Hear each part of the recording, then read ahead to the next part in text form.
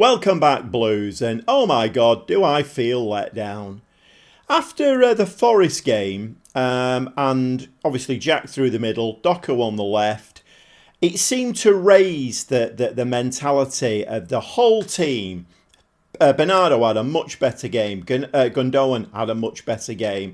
And the whole team seemed to be a little bit rejuvenated. Oh, okay, I did make a statement about Jack through the middle, and I said he looked a little bit lost at the time, but probably not the right way to put it. I think what I meant was he had a very, very good game through the middle. I think I was just trying to say that at City, if Guardiola decides to play him through the middle all of the time, then he is going to have to learn that role at City, because it's going to be a different role than he played at Villa.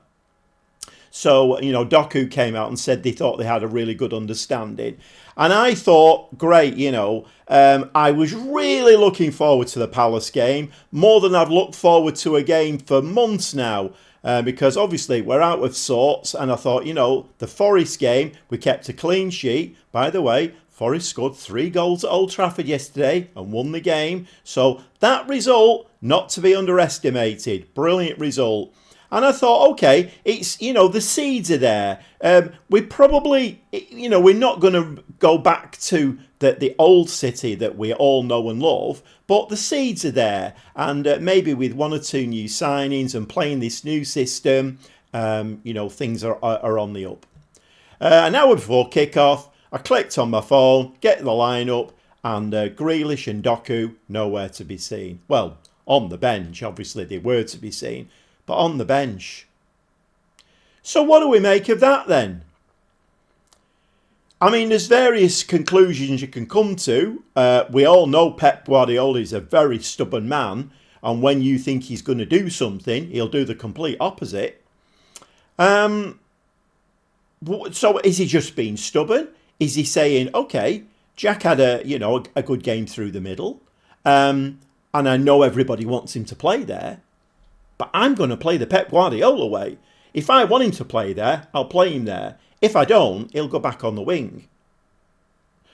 I was very disappointed. And I when that lineup came out, and I'm not knocking any players, but Rico in the midfield again. I've said this before. You can play young up-and-coming players. You can feed them into a team. When that team is sailing along, all guns blazing, and everything's hunky-dory, you can feed a young player in and they'll look the best player in the world. I've said this before in previous videos. United did it for years, a long time ago, but they used to feed players into the team that had Bobby Charlton and Dennis Law, and they would look world-beating. Well, they will do, won't they? Because all of the players that are around them are all high on confidence. That the team's winning, the mentality of the team's absolutely top notch, and that young kid just jumps in and rides on that wave, doesn't he? You can't play young kids in a team that is struggling for form. It just doesn't work. We're expecting Rico Lewis to come into that midfield. I'm repeating myself now, I know, but I think it's worth repeating. You cannot expect Rico Lewis to come into that team, grab it by the scruff of the neck and say, right, come on. That's for Diaz at the back to do. While we're on Diaz, can we... the solution's simple to our problems here. It's very, very simple. Just go out in January or next summer and buy another 3 Diaz's. That is simple. I know, it's not. I'm just jesting. But oh my word, what a defender that lad is. And if we had even another one of him in the back line, we wouldn't be conceding goals. Because he puts his neck on the line every game, doesn't he? He's an absolutely top-notch defender, world class. And recently when he's been playing, we've maybe not seen the best of him, but he's definitely stepped up yesterday. Definitely stepped up. Okay, so I digress. Looked at the team sheet and I thought, no.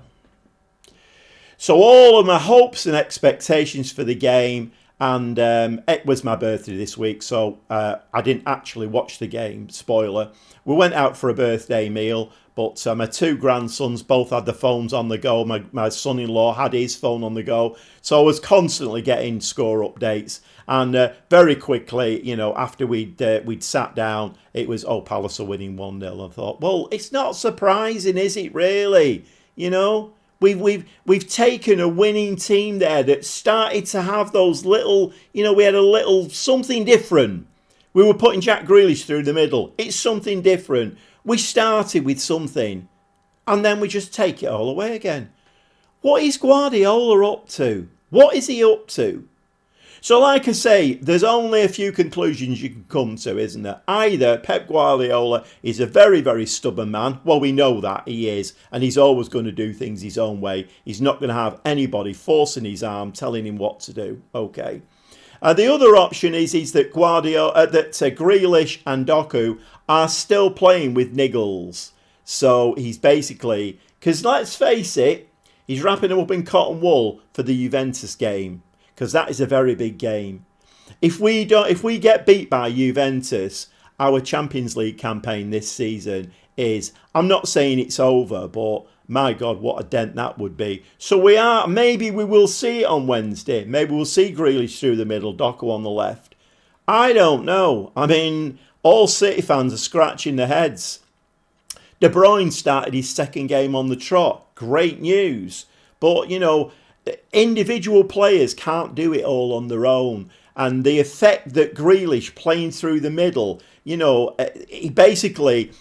the legs in midfield, wasn't it? And you could see Gundogan breathing a bit of a sigh of relief. I can just do what I'm best at my age now, which is basically, he didn't have to do all of that running. Jack was doing it all for him. So, Bernardo, absolutely brilliant game against Forest yesterday, And the two things have got to be connected.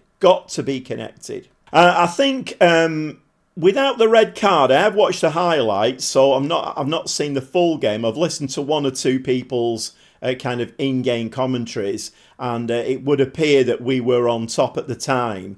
Going down to 10 men is always going to be difficult. So it would appear that most people think that we maybe would have gone on to win the game if Rico would have not got sent off. I've watched that quite a few times now, watched that back, slowed it down. And I am of the opinion that it wasn't a foul. If anything, I think Rico got fouled because he hobbled away from that. Because there's a shot, I watched it today, there's an image being produced where the kind of the exact time that the foul was supposed to have been committed, and Rico's foot is down here and the Palace player's foot is up here over the top. So I don't think that was a red card, if I'm honest. I mean, obviously with blue tinted specs on, if it was the other way around, I'd have been screaming for a penalty, but we're football fans, aren't we? So I don't think that was... it's like anything else. Things are not clicking at the moment, aren't they? I mean, Bernardo Silva's come out post-game and said that, we're not winning the ball back quick enough. Passes are going astray. We need to sort that out. And, I've made a video about that. It's exactly, when the opposition get the ball 2-3 seasons ago, we would have had two players on it and win that ball back within 5 seconds. Now that's not happening anymore. Guardiola's on the touchline. He's seeing that. So has he changed his opinion then? We don't do that anymore. I don't know.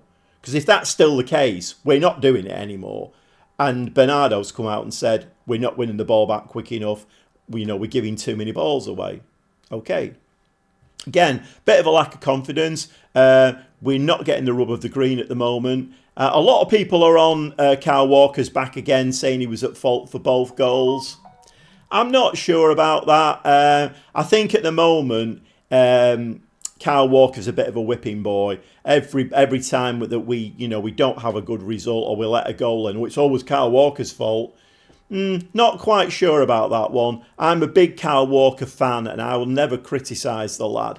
I do think we need a new left wing back and a new right wing back. I do think we need to be. And of course, this is the problem. A lot of people, again, have been saying, our recruitment policy over the last few seasons, we've not looked far enough into the future. We've been happy with what we've got. And to be fair, when you're winning the trophies and the money's coming in from those trophy wins, then you maybe get a little bit complacent. I mean, I wouldn't have thought the hierarchy at Manchester City would have had complacency in their vocabulary, because at the end of the day, we are a very, very extremely, in fact, I would probably say we're one of the best run clubs in the world. So you would have, I mean, there must be a reason for that. Maybe it's just that players either don't want to come to us, or we're pulling out because the wages are too high, the transfer. I mean, we know that, don't we? Some of the players that we've been in for and not signed eventually, the transfer fee's been too high, or the wage demands have been too high. We know that. Obviously opposing fans think that we've bought all of these trophies and whatever, that the money talks. But when you look at the way City operate in the transfer market, nobody wants to see that, do they? Other than the City fans, we can see what we do. We have ceilings for things. We have morals in there. I mean, let's just take one player, for instance, Van Dijk. We needed a centre-half at the time, and we were in for Van Dijk. And I think we kind of agreed a fee. We agreed some wages, although then Liverpool came in, upped the ante, and we said, we ain't paying that. So he went to Liverpool. That's just one example. There's been lots of examples. And unfortunately, he has been a great defender for Liverpool. He would have been immense for us. We would have had a Diaz and a Van Dijk, pairing at the back kind of thing. And that would have been absolutely brilliant for us. But anyway, I digress. 2-2. I don't think it's a bad point. I don't think it's a bad point at all. The problem is we do have some follow-up games now that are coming along. Juventus, we've got them lot to play, haven't we? And, okay, they've had a new manager come in. They've lost 2 on the bounce. The Arsenal game, I thought was on the cards. Playing Notts Forest at home, who we just beaten 3-0. Losing 3-2 to them, not great. But again, every time a team plays City, it's their little cup final. And I said this about Liverpool and Tottenham. It's the same for United.